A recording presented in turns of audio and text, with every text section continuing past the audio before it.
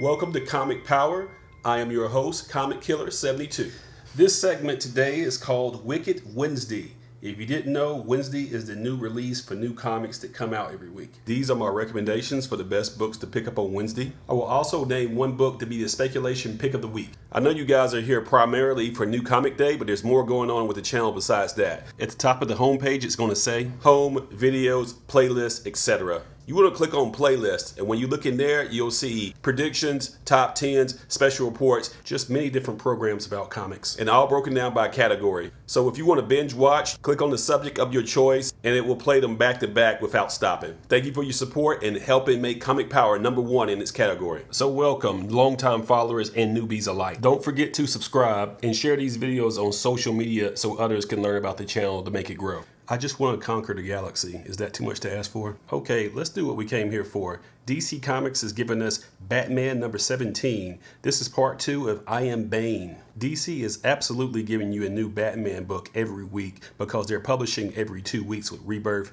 Plus there's an ongoing title for Batman, a All-Star Batman, a Detective Comics, and a Batman Beyond. And don't forget about Batman 66. There's a Batman for all occasions. But this is the main title here and you should be following it. And why? You know the answer, because it's Batman. Next up is Batwoman Rebirth #1. I wonder if Batman has like a franchise where you can become a Bat character if you sign up and pay some money. I really dig this cover. I'll check this out to see what's going on. All of the Rebirth #1s have been excellent so far. Next up is Harley Quinn #14. The Red Tool shows up and so does Poison Ivy. They are keeping the look and feel and the same writing team from the new 52 for Harley because it's working for her even though it wasn't working for the other characters. So going back to #1 for her was just simply marketing. It wasn't really any change in the story. DC is continuing the Frank Cho variants which look outstanding. I hope they keep doing these. Frank's storytelling and his sense of humor and his art really works for the character. Just imagine a whole book inside drawn like this. I like what Amanda Conner has done for Harley, but Frank Cho's work is superior. Next up is He-Man Thundercats #5 of a 6-part miniseries. This has been incredible from the very beginning. Both franchises started out as toys and they made cartoons to sell the toys. Now they're both iconic in pop culture, and like the Transformers, they should turn these into movies. They were cost prohibitive because of the CGI it was going to take, but fans want both, and they need to make them now. I mean yesterday. Next up is Raven #6, the final part of a 6-part miniseries. This take on this character was most welcome, and people really enjoyed it. The Teen Titans are underused by DC anyway. This take would be perfect for an ongoing television show and live action. Next up is Unfollow #16. I recommend this book every month that it comes out. It's the story of a dying social media billionaire who is going to leave his fortune to 140 random characters or whoever's still alive at the time of his own death. It's absolutely going to be a television show in the future, so you better be paying attention now. Don't say I didn't warn you because I've been talking about this every month for over a year. Next up is Wildstorm #1. This is a new take on a universe that was developed by Jim Lee at Image, and he brought it over with him when he came to DC. Some comic book critics say the new 52 failed because Jim Lee tried to Wildstorm the rest of the DC universe, and it just didn't work. The question is, does anyone even care about Wildstorm anymore? We'll see. It comes with this Jim Lee variant shown here. We'll see what happens, but I'm not betting on this. Next up is Super Sons #1. Yep, these are the sons of Batman and Superman forming a team together. These characters met each other for the first time back in Superman #10, and the speculator community is split on this. Will this be a novelty that has its day and then disappears, or will these be characters you'll be seeing for years and Superman #10 will be worth a mint in the future? Only time will tell. The Francisco Mattina variants look exceptional. They're going for about $10 pre-sale on eBay, plus the shipping. In the real world, wouldn't social service come and get these kids? Their parents are exposing them to some real danger, especially Batman because he's got no superpowers to pass on to his son. Okay, it's just comics, it's a fantasy, I get it. Those are just jokes, now I'll move on. Next up, let's see what Marvel is up to, and that's going to be Black Panther, World of Wakanda #4. This title is a spin-off from the proper Black Panther comic, and the storyline is called Dawn of the Midnight Angels. It's basically a spotlight on the Dora Milaje. I'm sure I'm butchering that, but they are the Black Panther's all-female security force. They're going to get major play in the upcoming Black Panther movie in early 2018. So this is Marvel's way of familiarizing you with these characters. Next up is The Clone Conspiracy #5. This is the finale of a 5-part miniseries, and these Gabriel Del Otto covers are just fantastic. The big bad in this miniseries was the Jackal, and there's a plot twist about who this new Jackal is. It was a pretty good story, and it will be a good trade when it comes out, in case you missed it, so you can collect it all then. Next up is Invincible Iron Man number 4. Riri Williams had her haters coming out. Some people thought that number 1 would sell and it would drop off the face of the map. But we're 4 issues into her story. This title is still one of Marvel's best sellers. For those of you who are missing the Tony Stark Iron Man, don't worry about it. They're going to bring him back, and then they're going to spin off Riri, and her title is going to be called Iron Heart, which is the name she's going by anyway. So you'll have an Iron Man and an Iron Heart both going at the same time, sometime in the future. Marvel likes to exploit success, but they are handling this character right so far. So far, so good. I'm on board with this. Next up is Monsters Unleashed, number 3 of a 5-part miniseries. Now, let me be clear about this. I've been very critical of Marvel of how they've handled this. If you want to get this 5-part miniseries, that's cool. It's its own thing. It's a lot of fun. Marvel playing with monsters. The problem is they try to cross this over with their other proper titles, and it's out of continuity. So they call them issue number 1.mu as a way to blend those into the main titles. It had no business doing that, and all it did was confuse people and a money grab. So get the Monsters Unleashed by itself. Don't try to get the other tie-ins. Next up is True Believers X-23 number 1. This is a $1 reprint of her first ongoing series back in 2005. At the making of this video, we're about 3 weeks away from the release of the Logan movie. And X-23, who is Wolverine's clone, is going to be in the movie. So for the occasion, Marvel is releasing these $1 reprints. It's easy money for Marvel, and it gives people that watch the movie some source material to learn more about the characters, so it's all win-win. Nobody loses here. The actual 2005 first print of this looks like this. You can get one on eBay for about $15, and I think that's a good buy. It's only going to go up. Her stuff is going to get even more collectible. Her first appearance in comics is in MYX number 3 back in 2004, and that one's going to cost you if you're trying to chase that. Next up is the Runaways trade paperback volume 2 called Teenage Wasteland.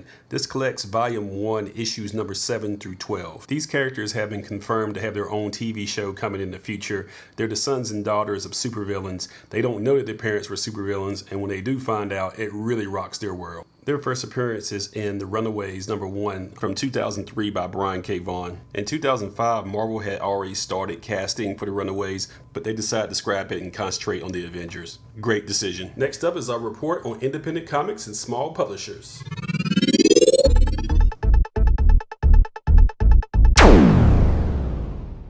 First up is The Forevers number 3 from Black Mass Studios. This is the story of 5 friends that are in a black magic pact, which brings them all the wealth and glamour they ever wanted. But years in the future, one of the members decides he's going to kill the rest of the members and claim all the magic glow to themselves. The writer on this is Curtis Price. He's the same guy that wrote Mayday in 2015, which made my list of the top 10 comics of that year. Some people have soured on Black Mass because of their shipping delays, but their stories are always great, and this is no exception. Next up is Animosity number 5 from Aftershock Comics. This is a story in a dystopian future where the animals rise up and take revenge against humans. It was a big surprise hit for 2016, and issue number 1 made my top 10 list of that year. Marguerite Bennett is now up there with Marjorie Liu as probably the most high-profile female writer in comics. Next up is Deepak Chopra's Beyond number 1 from Graphic India. You might not think you know Deepak, but you actually do. He's probably one of the leading proponents of alternative medicine, and he's a leader in the New Age movement. You'll see him socializing with high-profile people like Oprah Winfrey all the time. Graphic India is a new publisher started by Indian Americans, and this is actually a pretty big deal to bring in somebody as high-profile as him. I've sampled some of their material, and it's actually pretty good. People just need to give it a chance. I knew he was an author, but I didn't know he did anything with funny books. Well, guess he does now. Next up is The Forever War number 1 on Titan Comics. This is not the first appearance of this universe. It was originally conceived as a novel back in 1974, and it has won awards for science fiction literature. It's a story of one soldier's experience as he's caught up in the brutal machinery of a war that reaches across the stars. Next up, and also from Titan Comics, is Mycroft Holmes number 5 of a 5-part miniseries. This series was written by Kareem Abdul-Jabbar. That's right, the basketball player. Kareem Abdul-Jabbar writes comics. So we have a former basketball star and an alternative medicine guru both writing comics. Well, I guess us nerds won after all. That comic books aren't just funny books, but they're high caliber science fiction that everyone should respect. Yay, we made it. Next up is Heathen #1 from Vault Comics. This is a very ambitious first issue from this new tiny publisher. It's a story of an outcast female Viking warrior who wants to overthrow the oppressive reign of the god King Odin. If you play WoW or D&D, this should be right up your alley. This is going to be hard to find, so you're going to have to ask your comic dealer to order it or try to find it on eBay. Next up is the speculation pick of the week. And that's going to be Savage #4. This is the finale of the 4-part miniseries about a teenager surviving on an island that's still populated by dinosaurs. Of course, it's influenced by Tarzan, Kamandi, Khazar, and Turok, but it has expanded upon those properties and made it relevant for the 21st century for this genre. Retailers went too light on this, and that's been proven to be true because issue #1 is also coming out this week, and it's the 4th printing to satisfy demand. Valiant titles give you nothing but quality. You should be reading at least one of their books. Before we close, let's see what Image is up to. It's their 25th anniversary, so they're dropping some homage covers and other goodies. Next up is God Country #2. It's the story of a tornado that hits West Texas, and an aging widower with dementia discovers an enchanted sword. Another sci-fi hit for Image. This is what they specialize in now, and they do it so well. Issue #1 went up in value the same week it was released. Issue #1 is also being reprinted, and the second print is a variant, so speculators may be scrambling to try to get that too. But wait, there's more. Issue 2 also has a variant which gives homage to the Savage Dragon, first released back in 1992. Is that cool or what? Next up is Kill or Be Killed #6. It's the story of a young man that becomes a vigilante after a failed suicide attempt. But now the police are aware and they're on the case and trying to track him down. It too has a homage variant cover shown here, which is channeling The Walking Dead #1 from 2003. Man, these are so cool. Next up is Sex Criminals #16, which is back after a long hiatus. It's the story of a couple that can stop time when they climax together. That may sound strange, but Matt Fraction makes this work. They also have a variant cover for this, which is a homage to The Wicked and the Divine #1 from 2014. It's cool, but not as cool as the other ones because those are more well-known properties. Next up is The Walking Dead #164. This book has been coming out every month for 14 years, and it's just as good as it's ever been. But wait, there's more. There's a variant cover for this issue, which clearly is channeling Wildcats #1 from 1992 by Jim Lee. Next up is 7 to Eternity, which is going to trade paperback. This is going to collect the first 4 issues. This book has been a monster sci-fi hit for Image since first dropping in September 2016. And last but not least is Horizon #8. With Image producing so much quality material, some things are bound to get overlooked, and this is one of those times. Do you see the subliminal message here? It looks like a city, but take a look again and it's giving you the finger.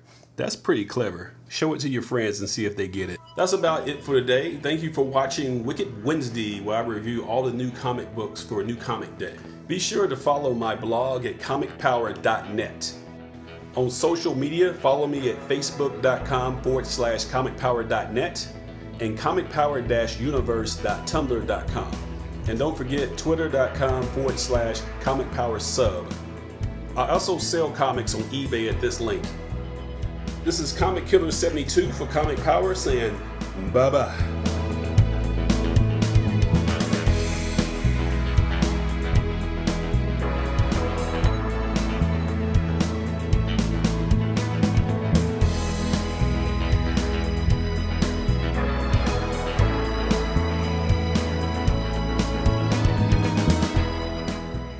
And don't forget to share this video, click on subscribe, give it a thumbs up, and tell everyone you know about this channel to help it grow.